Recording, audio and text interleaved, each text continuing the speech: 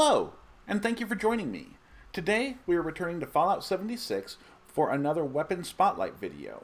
And as always, I'll start by showing off the weapon itself and my build, and then we'll go ahead and try it out against some ghouls, some super mutants, some robots, a Mirelurk Queen, and then a Scorched Beast. So let's go on ahead and get started here. Today's weapon of choice is going to be an Instigating automatic Alien Disintegrator. This is a new weapon with the new update that just came out at the beginning of this month. If you saw my last legendary crafting video, you saw that I was trying to craft up a good one. This is unfortunately the best version that I was able to craft up, at least for a commando build. I have another Instigating version that I think would be better for a rifleman build, and I actually suspect that this weapon might be better for riflemen than it is for commandos, but for today we're going to try it out as commando, and I think I'm going to try it out as rifleman next week. So anyway, this weapon is Instigating, meaning that it does double damage when the target is at full health, which it's not really double damage. It's not double the damage that you see on the card there because that's increased by my perks and such. So it's actually double the base damage of the weapon, which is not as impressive on this weapon as it could be on some others that are a bit harder hitting, but you know, it's what we got, so it's what we'll roll with. It's also got 25% faster fire rate, which is very good for an automatic weapon, and then it has plus 50 damage resistance while aiming, which I'll be using this weapon almost exclusively in VATS, so I probably won't get much use out of that effect, but overall, I think it'll still be a pretty good weapon here.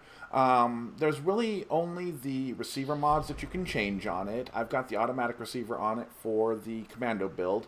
There's no muzzle mods, and the only other place that you could put anything is the default appearance. I don't have any paints for it. I don't know that there are any out yet. Maybe there are, but I haven't seen them.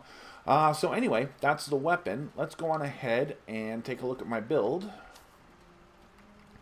So I'm Stealth Commando here. I've got 1 point in Traveling Pharmacy just to help me carry around some chems. It's just kind of an extra point I got from some legendary perks. I've got Bandolier to help me carry around my non-energy ammo. I've got Blocker to help me stay alive against melee enemies. I find it to be, at least in my opinion, pretty much a requirement for bloody builds, and I still recommend it highly for full health builds. I've got all 9 of the commando perks, Expert, Regular, and Master for maximum damage with automatic rifles. I've got Ground Pounder primarily to reload my rifles faster, but also to give me a little bit of better hip firing accuracy, which I don't do a whole lot of, but when I do, it helps, I guess. Tank Killer to give me some more armor, or to give me armor penetration and a little bit of stagger chance there. And Concentrated Fire, just a single point, because I don't feel like the full 3 points is worth it for automatic weapons, but I need that at least 1 point to be able to target weak points, such as the head and such. Under Endurance, we have Fireproof to help protect me against explosions and fire, Radical to help me give me more carry weight, because I am a bloody build and have my rads very high to gain off my health. Strange in Numbers to increase the benefits of my mutations. I'm alone on my private server today, so that won't really benefit us, but normally it benefits me. Team Medic is useful when you're playing with your team, like in a daily op or an event or something like that. When they use their stim packs, you get one too. That's very useful for bloodied builds, that's why I share it, but won't be enough factor today. Tenderizer to get some extra damage. Nerd Rage to get some extra damage resistance, and some extra AP regen. Batteries included so that I can carry my energy ammo around without it weighing me down. Gunsmith, since I'm not using an explosive weapon today, I figure I'll just get the best benefit for keeping it from breaking. Action Boy to help me regenerate AP quicker. Covert Operative to increase my damage from sneak attacks. Born Survivor to help me stay alive, just a single point there. Sneak to help me stay stealthy. Escape Artist to help me get back into stealth. Adrenaline, just a single point because you get the full benefit, or I'm sorry, half the full benefit, more than half the full benefit at the first rank versus the full 5th rank. And then 3 ranks of Dodgy to help me stay alive. Under luck, I've got Bloody Mess for some extra damage. Better criticals, just a single point because I had an extra point left over for some extra damage. Serendipity to help me stay alive. Ricochet to help me stay alive. Starch Genes to keep my mutations. And Critical Savvy to help me get more criticals, which with this build I can typically get a critical roughly as every other shot. For my legendary perks, I have Taking One for the Team, which does work when you are on a public team by yourself, so it's good whenever I either end up outside of stealth or just get hit by random panic fire or area of effect attack or whatever. Follow through because I'm a stealth build and pretty much any ranged stealth build can benefit from follow through. Master Infiltrator because I find it convenient and there's not really a whole lot else that I feel like putting there. And then Legendary Luck, Agility, and Intelligence for some more special points. For my buffs, I'm not going to go through them all, but I'll just kind of let you take a moment to look over them here. I do want to point out that I keep myself well tuned, and I will be refreshing my well hydrated so that I can get some extra AP regen from that. But yeah, that's what we've got here. Oh, and here's my armor. Nothing too exciting. I'll let you take a look at it and read it yourself here, but basically a full set of unyielding with a couple of AP regen and a bunch of poison resistance. So yeah, let's go on ahead and get started and try this thing out against some ghouls. Okay, here we are outside the White Springs Golf Club, and we're going to go ahead and try this thing out against some ghouls. One thing I do want to point out is that even though there's no suppressor on the Alien Disintegrator, if you're not aware, it does behave as if it's a suppressed weapon, so I don't anticipate much trouble staying in stealth. So let's go on ahead and get started and see how this does. Go ahead and take these cans, because why not?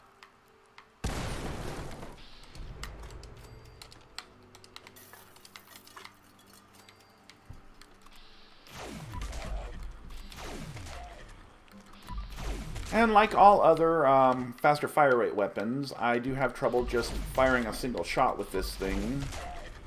But that's not such a terrible thing. As you can see, I'm putting these ghouls down very, very quickly and easily. I also really like the sound that this weapon makes. It's just very satisfying. And there's no magazine mods for this weapon, but it does have a base clip for the automatic version of 40. The powerful automatic receiver, or whatever it's called, is only 6, so that's something to be aware of, but it's still... I still think it could be a top-tier rifleman weapon, although I think it's probably a second-tier commando weapon. Although still, as you can see, I'm having no difficulty here, putting ghouls down like it's nothing. Having no trouble staying in stealth.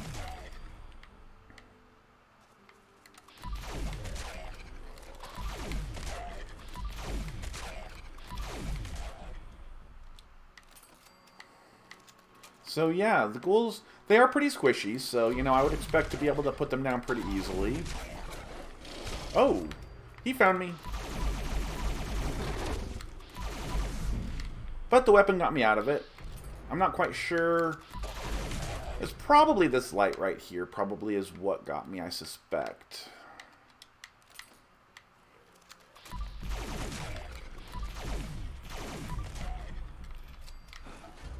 And I'm just about too heavy here.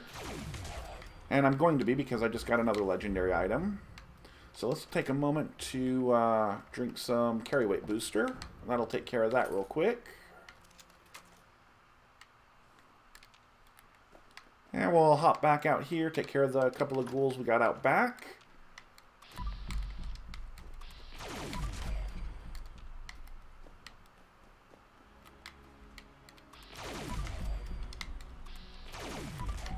So yeah, as you can see, having no problem at all with ghouls here. So yeah, let's try this thing out against some super mutants next. Here we are outside of Pylon V13 and the abandoned bog town to take on some super mutants and whatever spawns over here. It's looking like we've got anglers today. Seems to be struggling a little bit against the anglers. Not sure why that is, but maybe they have extremely high energy resistance. That's a possibility. And I've been discovered. I suspect it's more a matter of the number of shots I've fired than anything else, because every shot that you fire does have the potential to reveal your location. But I was still able to take them down without too much difficulty here, so let's go see how it works against the big guy and his friends.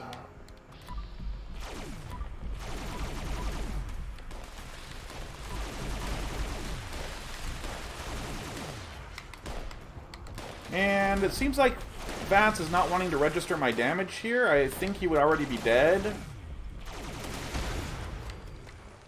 But that happens in this game. It's something that you just kind of got to deal with when it does, unfortunately.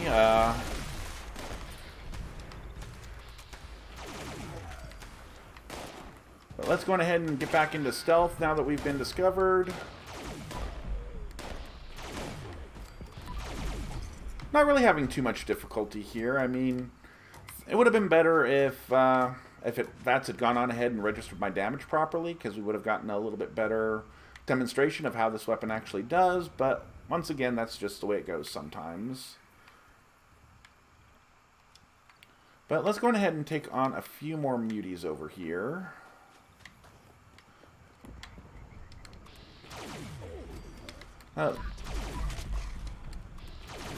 And with my stealth bonuses intact, they're going down pretty quick and easy here. You definitely feel the loss of damage when you lose your stealth bonus with this weapon, most definitely.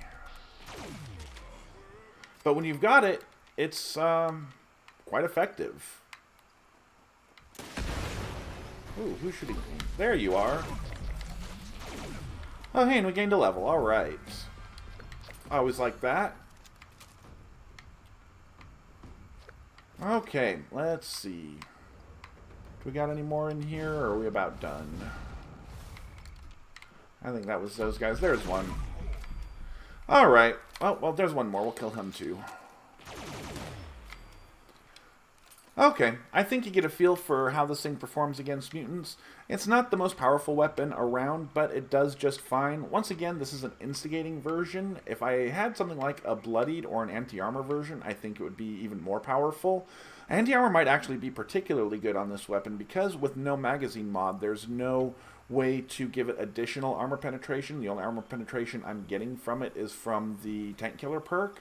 So having a legendary effect to give me some more armor penetration could be especially good on this weapon. So anyway, let's go ahead and see how this thing does against some robots.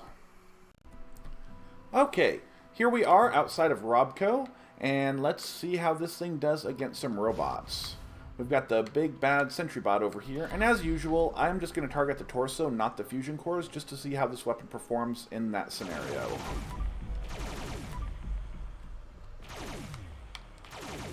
It's also worth noting that this weapon is not hit scan,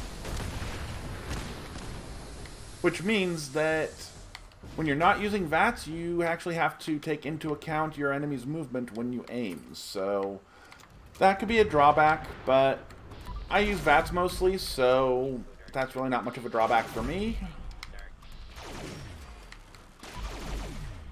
Would be nice if we weren't seeing so much health rubber banding here today, but once again, that's just the way it goes sometimes. But as you can see, I'm not struggling at all here. They're going down nice and easy. I'm staying in stealth. For the most part, anyway. And we'll run around back here, see how the Robo-Brains are doing.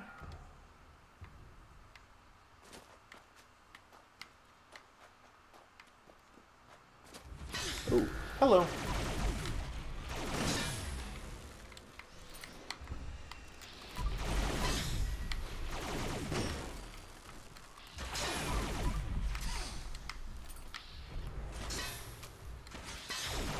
And yeah, it's tough to stay in stealth in this area just because of the bright lights in the area, bright artificial lights. So yeah, I did a lot of that fighting outside of stealth, but it still was a good enough weapon to get me out of that without getting me killed. So, yeah, I'm liking that. Let's go on ahead and see how it does against a Mirelurk Queen.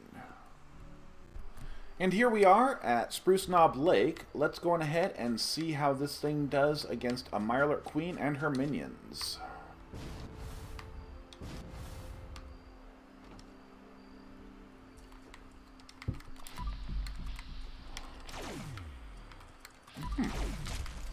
Took more than 2 shots to take down the minion. Didn't like that, but whatever.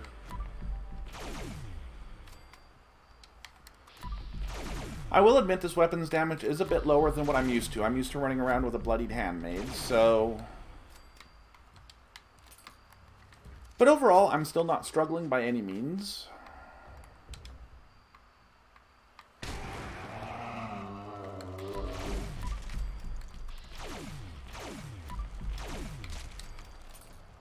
Probably didn't really need to reload there, but, you know.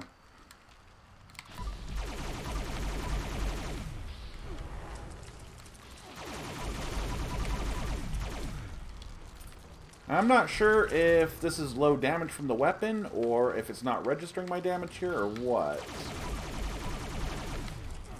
So I feel like she should be dead. I mean, I didn't have any real problems putting her down, but it definitely took more shots than I would have liked. Of course, it is worth noting that, assuming everything's working right, I should have only gotten any bonus damage from that first shot. After that, I would have been doing the same damage as a non-legendary version of this weapon. So, yeah, got the job done. I survived, I think in large part due to the 3 pieces of poison resistance armor that I have, because she did definitely hit me with her poison. But anyway, we'll go ahead and try this thing out against the Scorched Beast now. And finally, here we are at Drop Site V9 to try this thing out against a Scorched Beast or 3. So, since I hear an angry Scorched Beast somewhere trying to do something to someone, let's go on ahead and get this show on the road. Start off by taking out some minions here. Maybe. Alright, where did the Scorched Beast go? There she is. Who are you tangling with over there? Super mutants, it looks like. Okay.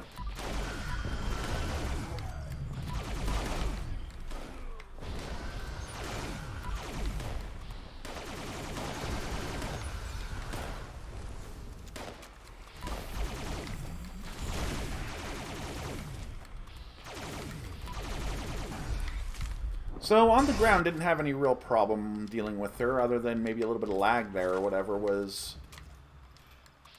causing her to decide to attack me after she had already died, I guess, but... Ooh, I will take those. It's nice to see the Alien Blaster rounds have apparently been put on the contextual ammo menu, because when I was first doing some testing out after I first got the plan for this, I was not getting any Alien Blaster rounds when I killed things in the world, so that was unfortunate. I'm glad to see that they are there now. Alright, so we got another Scorched Beast over there. Took care of some Scorched with no trouble. Do we get another one out of the hole? We sure do.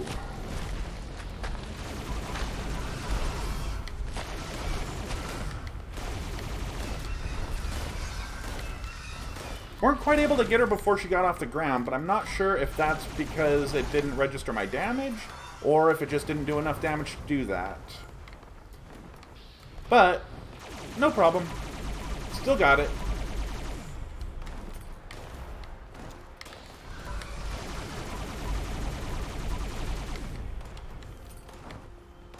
Now, as you see, that one definitely did some rubber banding there. This Scorched Beast should already be dead. And she's not.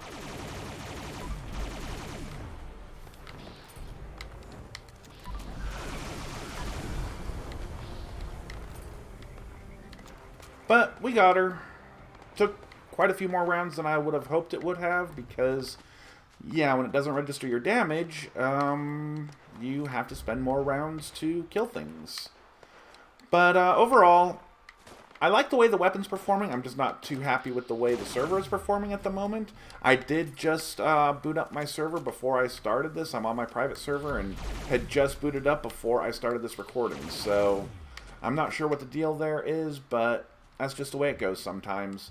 If you can't handle stuff like that, I guess you're better off not playing Fallout 76. So, but I'd love this game. What can I say? Flaws and all. Anyway, I have to say that I do believe this is a very good weapon. I don't think it's top tier. It's not going to be a true competitor for the Handmade or the Fixer for Commando builds, I don't believe. But next week we'll go ahead and try it out with a Rifleman build and see how it does for them. So, as always, if you enjoyed my content, please be sure to like, subscribe, and comment. It really helps the channel out, and it doesn't cost you any money. And until next time, thank you for watching.